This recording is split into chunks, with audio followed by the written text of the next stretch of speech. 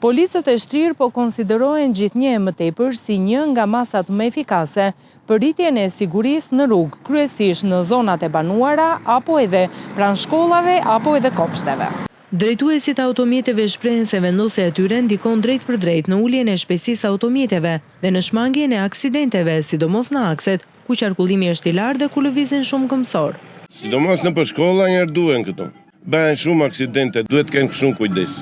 Mendoni se drejtuesit e mjeteve nuk i respektojnë rregullat si duhet? Në përgjithësi, besoj që po. Përveç policëve të shtrirë, ku duhet të tregojnë më shumë kujdes? Çfarë këshilloni ju si një drejtues i vjetër? Rreth rrotullime, për lagje ku janë domethënë rrugica domethënë që ka fëmijë njëri tjetër, për zona të banuara me fjalë. Në rrugë kryesore, në këto qendrat e banuara, në shkolla, në të gjitha janë të domosdoshme shumë. Janë tamam për atë punë, se ka njerëz që o burra, lëçohu.